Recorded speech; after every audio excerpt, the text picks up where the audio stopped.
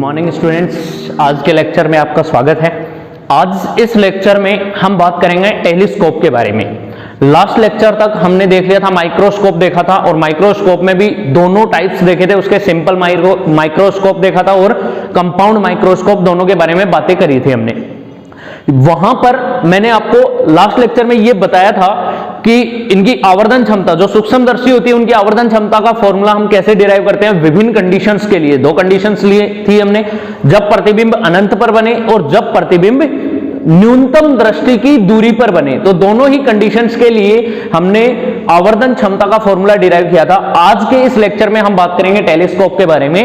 तो टेलीस्कोप पे आते हैं, क्या होता है। सबसे पहली बात, माइक्रोस्कोप और टेलीस्कोप में डिफरेंस क्या है उसके बारे में देखते हैं। तो माइक्रोस्कोप होता है, उसके नाम में ही देखो माइक्रो लगा हुआ है, सूक्ष्मदर्शी। सूक्ष्म मतलब वह प्रकाशीय उपकरण या यंत्र जो छोटी से छोटी वस्तुओं को बड़ी करके देख सके, जिसकी सहायता से, तो वो होता है सूक्ष्मदर्शी। अब हम बात करते हैं टेलीस्कोप। तो टेलीस्कोप क्या होगा।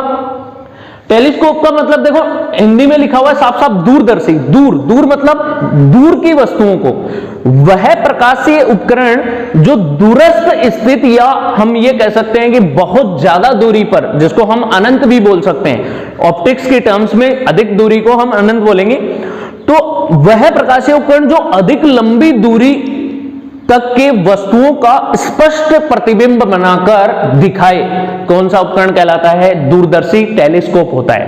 तो ध्यान रखना, ये दूरस्थ स्थित वस्तुओं का स्पष्ट और साफ स्वच्छ प्रतिबिंब बनाता है। जैसे एग्जांपल के लिए लेते हैं, हमारे इस ब्रह्मांड में बहुत सारे गैलेक्सीज, बहुत सारे ग्रह हैं, तो उपग्रह ये सारे हैं, तो इनका प्रतिबिंब हमें साफ नहीं दिखता। जैसे रात के समय तारे देखते हैं तो वो भी साफ नहीं दिखते, परंतु जब हम टेलीस्कोप की मदद से अगर देखेंगे, जो बहुत बड़ा टेलीस्कोप होगा जिसकी रेंज काफी ज्यादा होगी, उसकी सहायता से देखेंगे तो उनका प्रतिबिंब हमें साफ दिखाई देगा। तो ये टेलीस्कोप का काम होता है। अब यहां पर हम बात करते हैं टेलीस्कोप में। तो टेलीस्कोप होते हैं वो दो प्रकार के होते हैं। कितने टाइप्स होते हैं इनके, 2 टाइप्स। अब ये दोनों ही सिद्धांत पर कार्य करते हैं टेलीस्कोप। दोनों सिद्धांत कौन कौन से, इस चैप्टर में मैंने आपको बताया है प्रकाश का परावर्तन और प्रकाश का अपवर्तन। दोनों दो ही पॉइंट्स के बारे में बात करी है हमने, प्रकाश की घटनाओं की। तो उनमें टेलीस्कोप होता है वो परावर्तन पर भी कार्य करते हैं, ये परावर्तन के सिद्धांत पर भी कार्य करता है और अपवर्तन के सिद्धांत पर भी कार्य करते हैं। दोनों ही सिद्धांत पर कार्य करते हैं। कैसे। जो टेलीस्कोप अपवर्तन के सिद्धांत पर कार्य करता है उसका नाम है खगोलीय अपवर्तक दूरदर्शी। क्या बोलते हैं उसको, पहला जो दूरदर्शी होगा वो होता है खगोलीय अपवर्तक दूरदर्शी। इसको बोलते हैं एस्ट्रोनॉमिकल रिफ्रैक्टिंग टेलीस्कोप। इंग्लिश की बात करें तो बोलेंगे एस्ट्रोनॉमिकल रिफ्रैक्टिंग टेलीस्कोप। और जो दूसरा होता है वो होता है परावर्तक दूरदर्शी। तो परावर्तक दूरदर्शी होगा जो परावर्तन के सिद्धांत पर आधारित होता है, ये होता है परावर्तक दूरदर्शी। इसको बोलते हैं रिफ्लेक्टिंग टेलीस्कोप। क्या बोलते हैं इसको, रिफ्लेक्टिंग टेलीस्कोप। ये दो टाइप के टेलीस्कोप होते हैं। दोनों के बारे में हम डिटेल से पढ़ेंगे। जैसे हमने माइक्रोस्कोप के बारे में पढ़ा था, कंपाउंड माइक्रोस्कोप और सिंपल माइक्रोस्कोप, सरल सूक्ष्मदर्शी और संयुक्त सूक्ष्मदर्शी, वैसे इन दोनों के बारे में पढ़ेंगे एक एक करके डिटेल से। ये अपवर्तन के सिद्धांत पर आधारित होता है और परावर्तक दूरदर्शी होता है वो परावर्तन के सिद्धांत पर आधारित होता है। इसका दूसरा नाम है, इस दूरदर्शी को कैसेग्रेन नामक साइंटिस्ट ने खोजा था, बनाया था, इसलिए इसको कैसेग्रेन भी कहते हैं। इस दूरदर्शी का नाम कैसेग्रेन दूरदर्शी भी बोला जाता है, ये इनके द्वारा ही बनाया गया था। परावर्तक दूरदर्शी है वो अपवर्तक दूरदर्शी की तुलना में अधिक श्रेष्ठ होता है। तो ये क्वेश्चन भी आता है कि परावर्तक दूरदर्शी अपवर्तक दूरदर्शी की तुलना में अधिक श्रेष्ठ है, क्यों। तो इनके बारे में हम डिस्कस करेंगे इस क्वेश्चन को। अभी क्वेश्चन ही रहने देते हैं, जब हम इन दोनों को पढ़ लेंगे डिटेल से उसके बाद में हम इस क्वेश्चन को डिस्कस करेंगे। तो यहां पर दूरदर्शी की बात करते हैं तो सबसे पहले हम बात करेंगे खगोलीय अपवर्तक दूरदर्शी। ये क्या होता है, देखो सबसे पहली बात होती है अपवर्तन के सिद्धांत पर आधारित होता है। अब मैं आपको एक चीज बताने जा रहा हूं जो बहुत ही सिंपल ट्रिक है इनको याद रखने की। आपने बहुत सारी फिल्मों में देखा होगा कि वहां पर कई बार जैसे साइंटिफिक फिल्में देखते हैं तो वहां पर बड़ी बड़ी गैलेक्सीज को देखने के लिए टेलीस्कोप यूज करते हैं, आपने बुक में भी देखा होगा। और जो बड़ा सा टेलीस्कोप बना होता है वो किस तरह का होता है, वो एक स्टैंड पे ऐसे रखा होता है, ये एक ऐसे इस तरीके से स्टैंड होता है, यहां पे एक टेलीस्कोप इस तरीके से बनाया गया होता है, इस तरीके से ऐसे ऐसे यहां पर बीच में बहुत सारे रहते हैं इस तरीके से, और ये पीछे की साइड आके इस तरीके से रहता है ये टेलीस्कोप।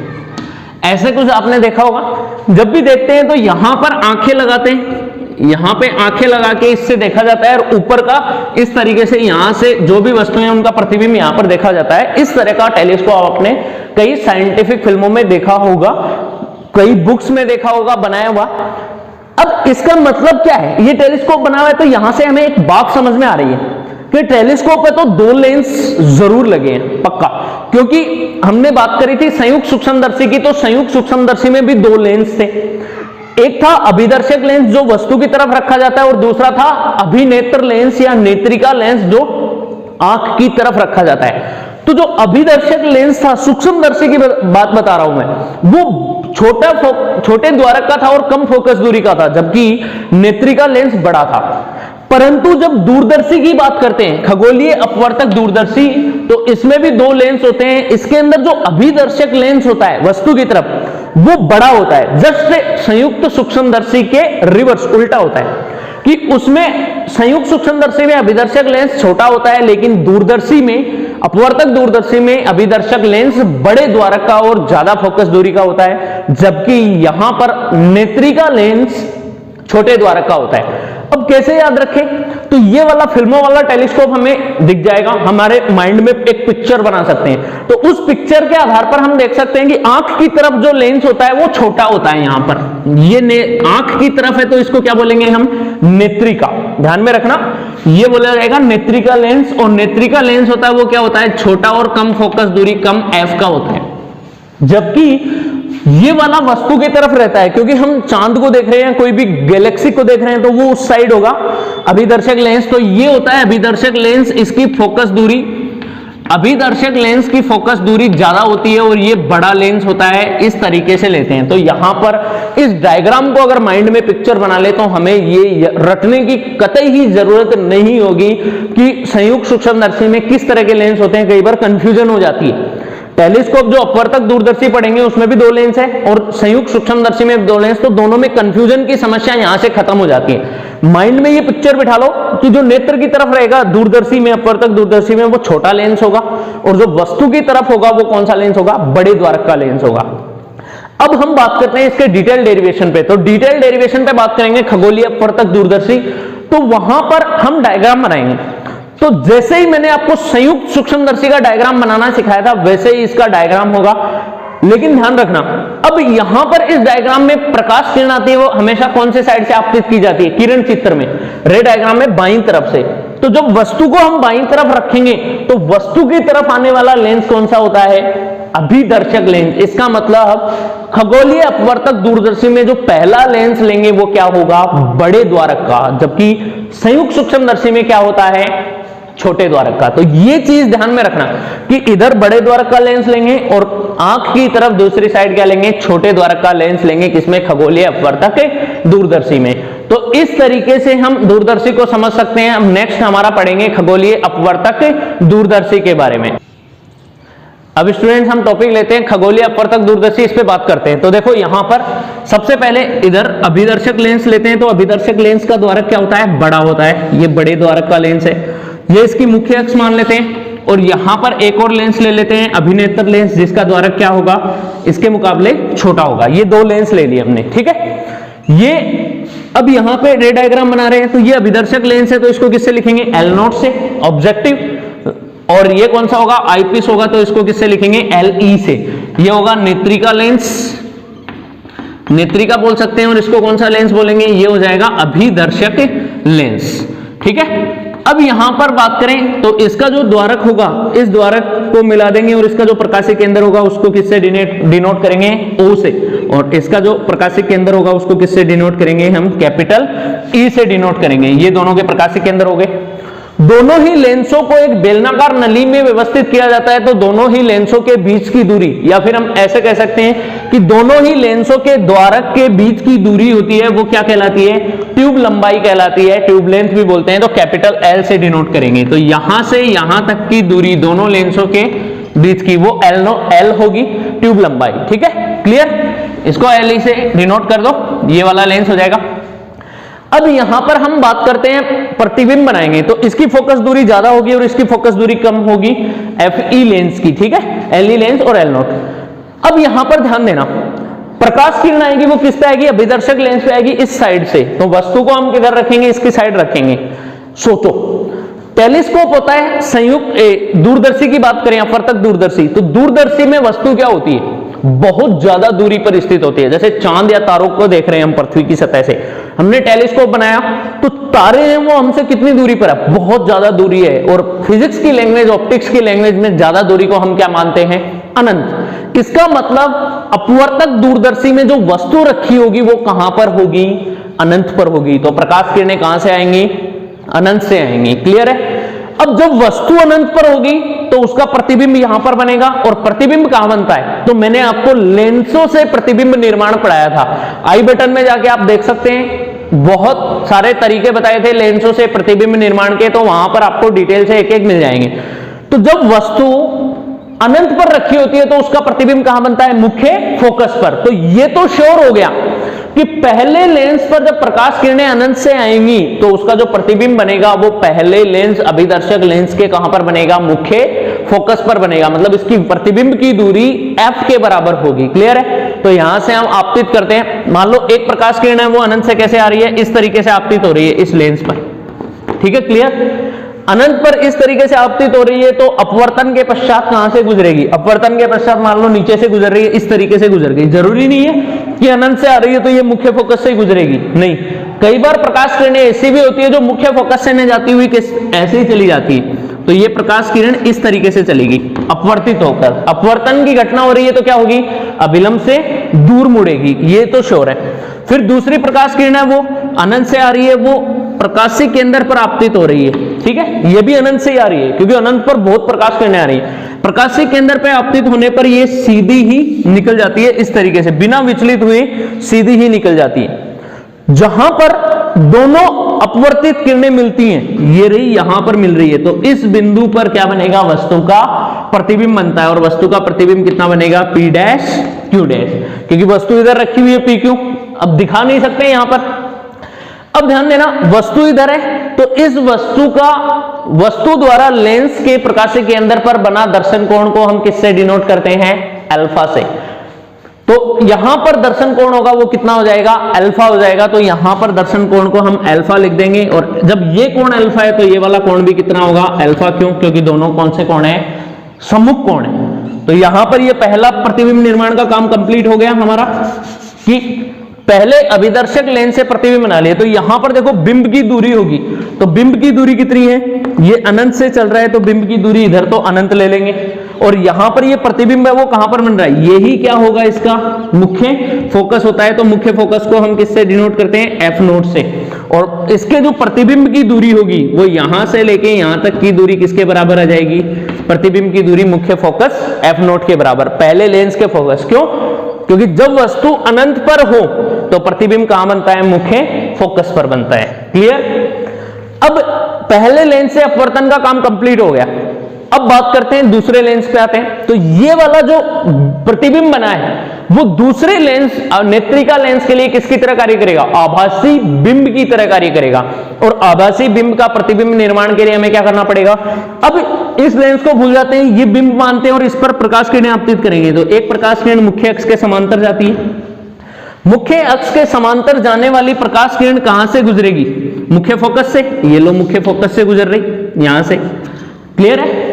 ये मुख्य फोकस होगा तो इसको हम किससे लिखेंगे? एफ ई से डिनोट करेंगे। ये एफ नॉट हो गया, वो एफ ई, और इसकी फोकस दूरी कितनी हो जाएगी? एफ ई के इक्वल होगी, क्योंकि अभिनेत्र लेंस को हम ई से डिनोट करते हैं तो ये ई लेंगे। दूसरी प्रकाश किरण कैसे जाएगी? दूसरी प्रकाश किरण है वो सीधी प्रकाशी केंद्र से होती हुई सीधी ही गुजर जाएगी, इस तरीके से ये दोनों गुजर जाएंगी। अब ये दोनों किरणें देखो आगे की तरफ जाएंगे तो ये बढ़ती हुई जाएंगी, मिलेंगी नहीं। ये दोनों किरणें अगर हम एक्चुअल में देखें, इसको थोड़ा सा अगर आपको दिखाना है तो आप ऐसे कर सकते हो कि इस फोकस को थोड़ा सा एडजस्ट कर सकते हो यहां से। अगर आपको थोड़ा सा मतलब इसमें फील लाना है तो इस फोकस को थोड़ा सा इस तरीके से एडजस्ट कर दो यहां पे, Fe, ये हो जाएगा। ठीक है, ये दोनों प्रकाश किरणें आपस में नहीं मिलेंगी तो इनको पीछे फाइनल प्रतिबिंब बनाना है। तो फाइनल प्रतिबिंब बनाने के लिए इनको क्या करेंगे, पीछे की साइड बढ़ाएंगे। तो पीछे की साइड बढ़ाने पर ये प्रकाश किरण, ये तो प्रकाशिक केंद्र से जा रही है ना, तो इसको पीछे की ओर बढ़ाएंगे तो ये इस तरीके से जाएगी, और इसको जब पीछे की ओर बढ़ाएंगे तो ये इस तरीके से जाएगी, और जहां पर दोनों किरणें मिलेंगी वहां पर क्या बनेगा, वस्तु का फाइनल प्रतिबिंब P'(Q') बनेगा। तो इस तरीके से हम क्या बना सकते हैं, खगोलीय अपवर्तक दूरदर्शी की सहायता से प्रतिबिंब का निर्माण कर सकते हैं। अब जो जो बातें हैं यहां पर हमें क्या लिखनी है, इनकी डिस्टेंस मेजरमेंट लगाने तो वो लिखना पड़ेगा। अब देखो ये वाला जो प्रतिबिंब है F0 और इसको V0 से भी डिनोट करेंगे क्योंकि पहले के प्रतिबिंब की दूरी है। ये प्रतिबिंब दूसरे लेंस के लिए आभासी बिंब की तरह कार्य करेगा, तो यहां से लेके यहां तक की दूरी कितनी हो जाएगी, UE, बिंब की तरह कार्य करेगा ना, तो ये दूरी हो जाएगी UE। और इस लेंस अभिनेत्र लेंस द्वारा बना फाइनल प्रतिबिंब ये रहा, तो ये दूरी यहां से लेके यहां तक की दूरी कितनी हो जाएगी, VE। क्लियर है, और VE वो लगभग कितनी दूरी पर बनता है, कैपिटल D, मतलब न्यूनतम दृष्टि की दूरी पर ही बनता है। अगर D क्यों मानते हैं इसको, क्यों, क्योंकि हमें फाइनल प्रतिबिंब देखना है तो कम से कम कितनी दूरी होनी चाहिए, कम से कम न्यूनतम दृष्टि की दूरी पर बनना चाहिए प्रतिबिंब, और इससे ज्यादा बने तो अच्छी बात है, वरना VE की वैल्यू D के तो इक्वल, लगभग इक्वल होनी चाहिए, तो ये ध्यान में रखना। क्लियर है, तो इस तरीके से हम खगोलीय अपवर्तक दूरदर्शी से प्रतिबिंब निर्माण का किरण चित्र बना सकते हैं। ये क्या है, इसका रे डायग्राम, ध्यान रखना इसकी हेडिंग आपको किरण चित्र देनी है, और किरण चित्र बहुत बार एग्जाम में बनाना पूछ लेते हैं, 1 मार्क्स का क्वेश्चन भी आ जाता है, ये केवल इतना ही पूछते हैं, किरण चित्र बनाओ, क्योंकि 1 मार्क्स का क्वेश्चन पूछ रहा है तो ये बनाना पूछ लेगा, और बनाना अगर हमें आता है तो हम बना सकते हैं, और रटा हुआ होगा तो नहीं बनेगा, ध्यान में रखना। और कभी भी आप इनकी ये जो डायमेंशंस में लगा रहा हूं आपको ये लगानी है, अगर ये भूल जाओगे तो गड़बड़ हो जाएगी। अब देखना यहां पर एक चीज और भूल रहे हैं, तो वस्तु द्वारा बना दर्शन कोण तो अल्फा हो गया, लेकिन प्रतिबिंब द्वारा बना दर्शन कोण क्या होगा, बीटा, और फाइनल प्रतिबिंब क्या है, ये रहा, तो इसके द्वारा इस पे बना दर्शन कोण, ये वाला कोण कितना हो जाएगा, बीटा कोण हो जाएगा। तो इस तरीके से डायग्राम, ये देखो लाइनें थोड़ी सी टेढ़ी जा रही है क्योंकि मेरे पास स्केल नहीं है, तो आप एडजस्ट करना, स्केल की सहायता से आपका सीधा जाएगा, इसको सीधी कर लेना, ये थोड़ी सी ये यहां से टेढ़ी मेढ़ी दिख रही है तो ध्यान से देखना, थोड़ा सा हल्का सा इस तरीके से सीधा रखना है आपको, तो गड़बड़ नहीं करनी है। प्रतिबिंब द्वारा बना दर्शन कोण हो गया बीटा। क्लियर है, तो इस तरीके से हम डायग्राम बना सकते हैं। अब हम बात करेंगे दूरदर्शी की आवर्धन क्षमता पे, तो खगोलीय दूरदर्शी की आवर्धन क्षमता। अब आवर्धन क्षमता निकालेंगे तो आवर्धन क्षमता कैसे निकालते हैं, आपको मैंने बताई हुई है, अपवर्तक दूरदर्शी या फिर संयुक्त सूक्ष्मदर्शी एक ही बात होती है। आवर्धन क्षमता होगी कैपिटल M = प्रतिबिंब द्वारा बना दर्शन कोण बीटा अपॉन में बिंब द्वारा बना दर्शन कोण अल्फा। और यदि अल्फा तथा बीटा के मान अति अल्प हो तो अल्फा किसके इक्वल होगा, tan अल्फा के, और बीटा किसके इक्वल होगा, tan बीटा के। यदि अल्फा तथा बीटा अति अल्प हो तो, ये अति अल्प होंगे तो उस कंडीशन में अल्फा इक्वल होगा वो किसके होगा, tan अल्फा के, और बीटा किसके इक्वल होगा, tan बीटा के। तो हम यहाँ क्या कह सकते हैं, अतः आवर्धन, तो हमारा जो आवर्धन बन के आएगा, आवर्धन का फॉर्मूला होगा वो होगा M = tan बीटा अपॉन में tan अल्फा। ये हो जाएगी इक्वेशन नंबर 1। आप ऐसे भी कर सकते हैं, या फिर tan अल्फा और बीटा के मान निकाल के वहां पर अति अल्प करके tan अल्फा को अल्फा के इक्वल ऐसे कर सकते हैं, कैसे भी करो कर सकते हैं। तो ये आवर्धन का फॉर्मूला होगा। अब इसमें आवर्धन बनाने के लिए हमें किस किस की वैल्यू चाहिए, तो मैंने आपको बताई हुई है कि आपको tan अल्फा की वैल्यू फाइंड आउट करनी है और tan बीटा की वैल्यू फाइंड आउट करनी है। तो सबसे पहले आपको किसकी वैल्यू फाइंड आउट करनी है, सबसे पहले अगर हम वैल्यू में बात करें तो अल्फा है वो बिंब बनता है, बिंब के लिए दर्शन कोण है, तो सबसे पहले बिंब के लिए ही करनी है। और बिंब के लिए न्यूनतम, बिंब हमेशा कहां पर रखते हैं, D दूरी पर, बताया था ना मैंने। सूक्ष्मदर्शी में बताया था कि जब भी आप बिंब के लिए दर्शन कोण फाइंड आउट करो वहां पे d दूरी पर रखोगे, लेकिन अब हम बात कर रहे हैं अपवर्तक दूरदर्शी की, तो यहां पर बिंब कहां है? क्या d दूरी पर है? नहीं, यहां पर तो पहले ही अनंत पर है। बिंब अनंत पर होगा तभी दूरदर्शी काम में आएगा, वरना दूरदर्शी का क्या काम सूक्ष्मदर्शी से देख लेंगे। अगर वस्तु पास में ही रखी हुई है तो दूरदर्शी से क्यों, सूक्ष्मदर्शी से ही देख लेंगे, सीधी सी बात है। दूरदर्शी का उपयोग तो तभी किया जाएगा जब बिंब कहां पर हो? अनंत पर। तो इसका मतलब इधर वाली दूरी तो हम अनंत पता ही नहीं है कितनी है, बहुत सारी। तो अब बिंब के लिए दर्शन कोण निकालें तो कैसे निकालेंगे? तो देखो बिंब का दर्शन कोण कितना है? अल्फा। समरूपता नियम से चेक करते हैं, तो ये अल्फा है तो ये वाला कोण भी अल्फा, इसका मतलब 10। यहां से हम 10 अल्फा की वैल्यू नहीं फाइंड आउट कर सकते, यहां से नहीं कर सकते तो इससे तो कर सकते हैं ना। ये रही 10 अल्फा। कौन सा डायग्राम हो जाएगा? O P dash Q dash, ये त्रिभुज है, इससे हम 10 अल्फा की वैल्यू फाइंड आउट कर सकते हैं। तो हम यहां पे बात करते हैं, देखो बिंब के लिए दर्शन कोण।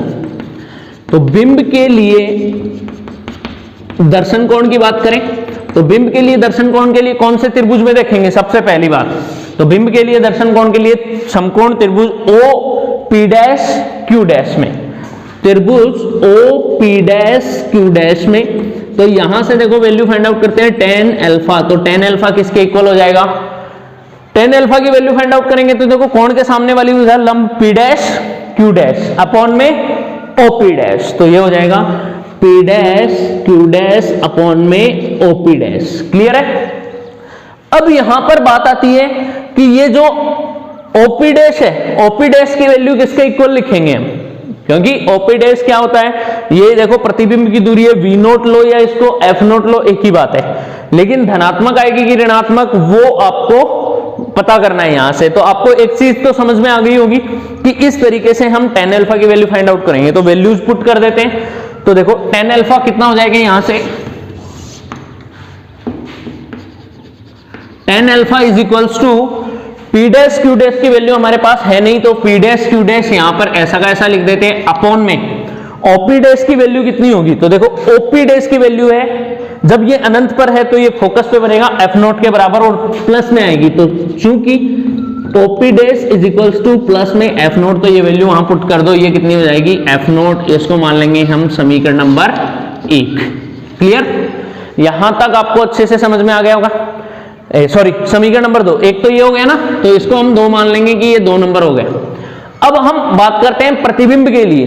तो प्रतिबिंब की बात करें तो बीटा। तो अब बात करेंगे प्रतिबिंब के लिए दर्शन कोण।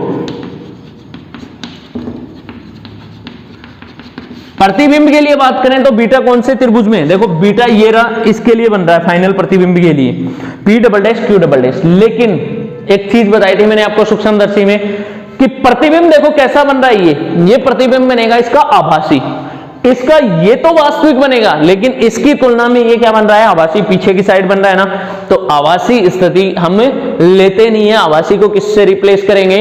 वास्तविक स्थिति से। तो हमें वही काम करना है जो हमने सूक्ष्मदर्शी में किया था। सबसे पहले हम ले लेंगे त्रिभुज ई P double dash Q double dash. तो यहां पर बात करते हैं त्रिभुज ई P double dash Q double dash में।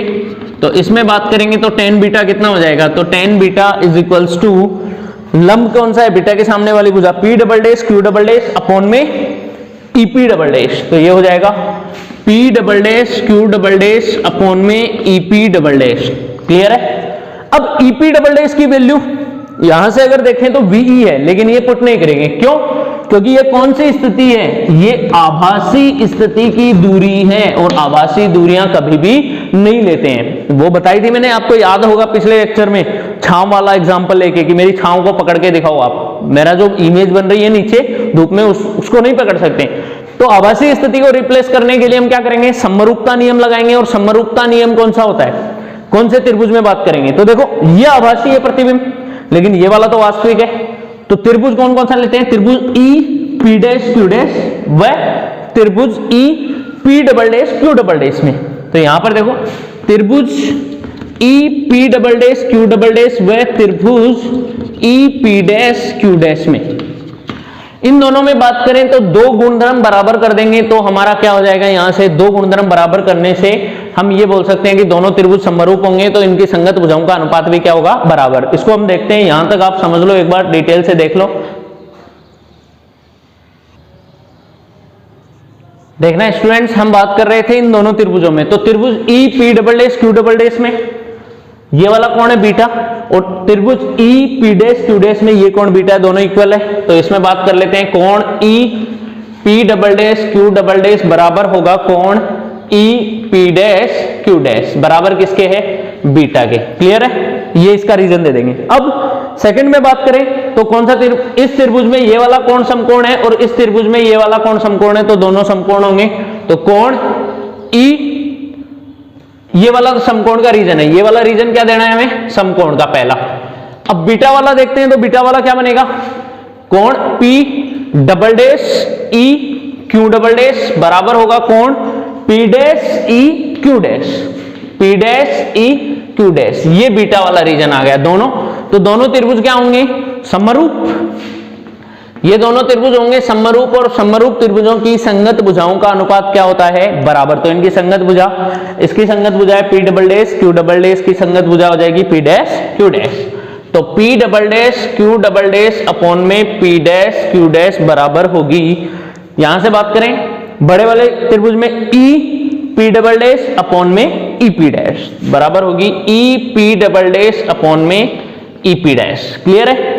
अब देखो हमें क्या चाहिए, हमें ये EP डबल डैश को इधर इस साइड लेके आएंगे और P डैश Q डैश ऊपर चला जाएगा, तो क्या बनेगा हमारी इक्वेशन जो बन के आएगी वो क्या बनेगी, P double dash Q double dash upon में EP डबल डैश बराबर होगी P डैश Q डैश ऊपर जाके P dash Q dash upon में EP डैश, ये बन रहा है। ठीक है, इसको ले लेंगे हम इक्वेशन नंबर 3। अब जैसे हमने इक्वेशन नंबर 2 बनाई थी, तो इक्वेशन नंबर 2 में ये था P double dash Q double dash upon EP dash. तो समीकरण 2 व 3 से बात करें, समीकरण 2 व 3 से, तो दोनों से लिखें तो यहां पे देखो क्या लिख सकते हैं इसको, tan beta is equals to, और इसकी जगह हम क्या पुट कर देंगे, ये पुट कर देंगे वास्तविक स्थिति में, तो कितना आ जाएगा P dash Q dash upon में EP डैश। अब ध्यान देना, EP डैश है, ये दूरी वास्तविक दूरी है, क्योंकि वास्तविक प्रतिबिंब की दूरी है, और EP डैश किसके इक्वल है, UE। देखना, चूंकि EP dash is equals to UE, लेकिन प्लस में लोगे कि माइनस में, ये आप डिसाइड करो, क्योंकि देखो दूसरी दूरी कौन से लेंस की है, दूसरे लेंस की दूरी है, और दूसरा लेंस है अभिनेत्र लेंस, तो इससे दूरी पीछे की साइड माप रहे हैं, तो ये नेगेटिव आएगी, तो माइनस में UE। क्लियर, ये वैल्यू यहां पे पुट कर देंगे तो कितना हो जाएगा, तो tan बीटा बन के आएगा हमारा, tan beta is equals to होगा P dash Q dash upon में माइनस में UE, ये हो जाएगा समीकरण नंबर 4। क्लियर है। अब tan अल्फा की वैल्यू आ गई हमारे पास, tan बीटा की वैल्यू आ गई, दोनों वैल्यूज हम किसमें पुट कर देंगे, समीकरण नंबर 1 में। तो समीकरण 1 से अतः आवर्धन क्षमता, अतः आवर्धन क्षमता, तो आवर्धन क्षमता कितनी हो जाएगी, m is equals to tan beta की वैल्यू कितनी है, tan बीटा की वैल्यू हो जाएगी P dash Q dash upon में minus UE upon tan alpha की वैल्यू समीकरण नंबर 1 बताया था मैंने, यहां से निकाला था, कितना आया था P dash Q dash upon में F नोट, तो ये था P dash Q dash upon में F नोट। क्लियर है। मेन बट्टे के नीचे बट्टे की संख्या तो गुणा में लिखेंगे, तो पलट कर लिख देंगे, तो m इज इक्वल्स टू कितना हो जाएगा, P dash Q dash upon में माइनस UE इनटू में F नोट अपॉन में P dash Q dash, P dash Q dash से P dash Q dash cancel, और ये क्या बन जाएगा, m is equals to F naught plus में UE, और नेगेटिव में आ जाएगा, ये किसका फॉर्मूला आ रहा है, आवर्धनता का फॉर्मूला आ रहा है। आवर्धनता बोले या आवर्धन बोले, क्योंकि किसकी आवर्धन है, दूरदर्शी की आवर्धन, अपवर्तक दूरदर्शी की आवर्धन क्षमता, दूरदर्शी की आवर्धन। इस तरीके से आवर्धनता का फॉर्मूला हम फाइंड आउट कर सकते हैं। तो ये आपको आई होप अच्छे से समझ में आ गया होगा कि किस तरह से हम दूरदर्शी की आवर्धन क्षमता को फाइंड आउट करते हैं। अब यहां पर मैं आपको एक बात और बताना चाह रहा हूं, इसमें भी हम वही 2 कंडीशन काम में लेंगे। 2 कंडीशंस कौन कौन सी, पहली कंडीशन होगी जब प्रतिबिंब कहां पर बने, न्यूनतम दृष्टि की दूरी पर बने, d दूरी पर, और दूसरा क्या होगा, जब प्रतिबिंब कहां पर बने, अनंत पर बने। दोनों ही कंडीशन के हिसाब से हम दूरदर्शी को क्या कर सकते हैं, कंप्लीट कर सकते हैं। 1 सेकंड के लिए आप देख लो इसको किस तरह से करते हैं, फिर मैं आपको इनकी दोनों कंडीशंस बताऊंगा।